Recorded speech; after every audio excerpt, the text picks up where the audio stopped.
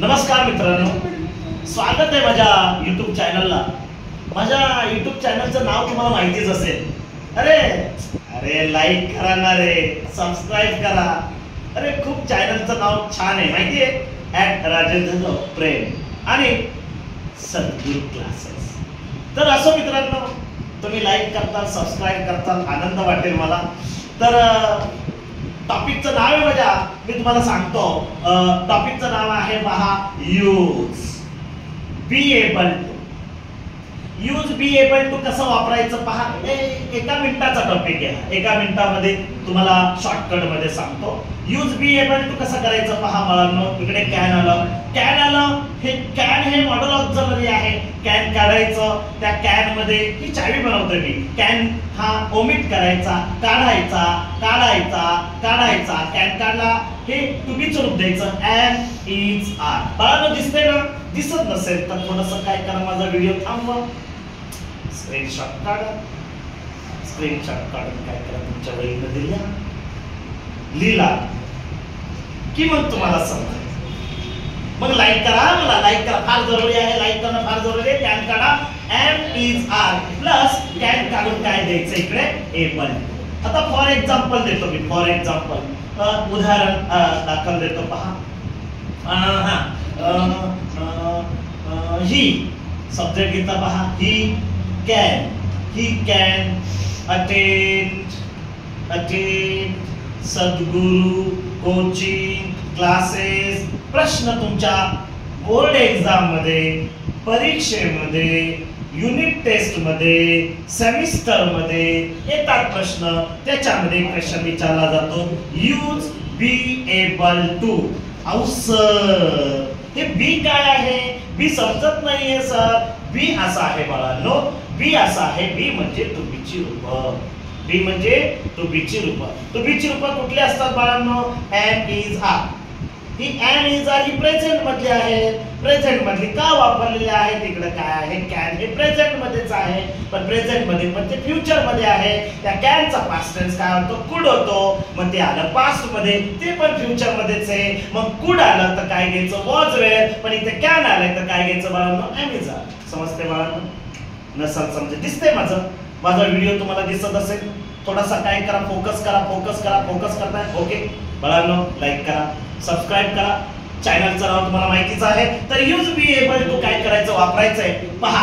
Subject काय घ्यायचं मला माहिती आहे, ही। ओके, ही हे थर्ड पर्सनल प्रोनाउन्स आहे। ही आहे, शी आहे, इट आहे, हे थर्ड पर्सन आहे, बरोबर। ही कॅन वाक्यातलं काय करायचं, काढायचंय। ही नंतर टू बी चं रूप काय द्यायचं, इज काय आर द्यायचंय का एन द्यायचंय? या तीन पैकी कुठलं द्यायचंय? आर दिलं तर मज्जा येईल। वाव, चांगला हुशार आहे हा विद्यार्थी।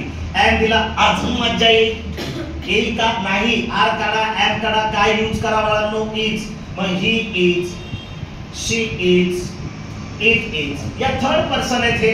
फर्स्ट पर्सन असेल तुमचा आय, आयच्या पुढे काय द्यायचं इकडे, एम। त्याच्यानंतर तुमचा सेकंड, फर्स्ट पर्सनच आहे वी नंतर काय द्यायचं इकडे, are. Second person personal pronouns आहे, यू नंतर काय द्यायचं आपल्याला, आर। इथं थर्ड पर्सन पर्सनल प्रोनाउन्स आहे, ते नंतर काय द्यायचं इथं, आर। इकडे राम अँड रहीम आलं असतं, बोथ ऑफ देम आलं असतं, इथे दोन सब्जेक्ट आले असते तर काय घेतलं असतं इथं मित्रांनो, आर। दिसतंय मला वाटतं तुम्हाला, आणि आय थिंक दिसत असेल। दिसत नसेल तर थोडासा काय करा, व्हिडिओ थांबवा, स्क्रीनशॉट काढा। स्क्रीनशॉट काढून काय करा, तुमच्या नोटबुक मध्ये लिहा। तर लाईक करा ना रे बाळांनो। ही नंतर काय घेतलं, इज। आता इथे कॅन वाक्यातलं काय करायचं, काढायचंय। कॅन काढून एबल टू द्यायचा। काय द्यायचा, एबल टू। राहिलेलं काय घ्यायचं मित्रांनो, अटेंड, त्याच्यापुढे सद्गुरू, त्याच्यापुढे कोचिंग, त्याच्यापुढे क्लास। आय थिंक समजलंच असेल। हो, पण अरे बाबा सर चुकतं इथे तुमचं, अजून बघा इथे ना, मला सर कन्फ्युज झालंय। बोर्ड एक्झाम मध्ये असं नाही वाक्य आलं सर, काही सांगता का सर तुम्ही? चुकीचं नका सांगू। नाही, हे मी बरोबर सांगितलेलं आहे। असं पण होतं कधी कधी बघा, ही कॅनॉट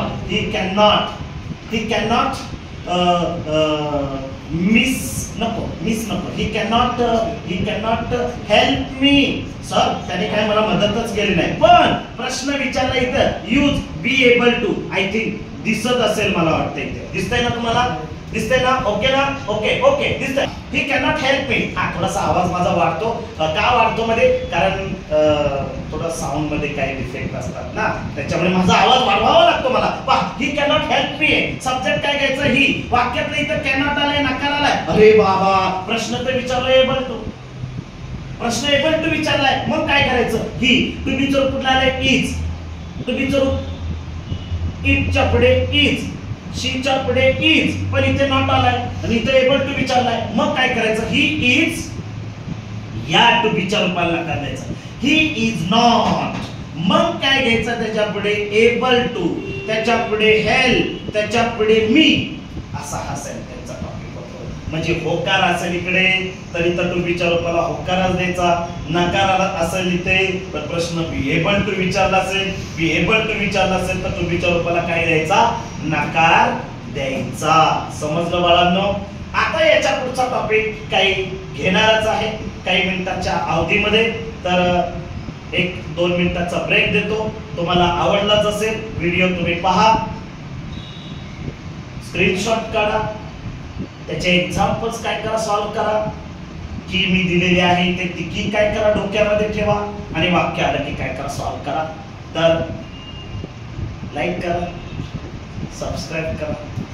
माझी बाळ खूप छान आहे आणि करतील. धन्यवाद.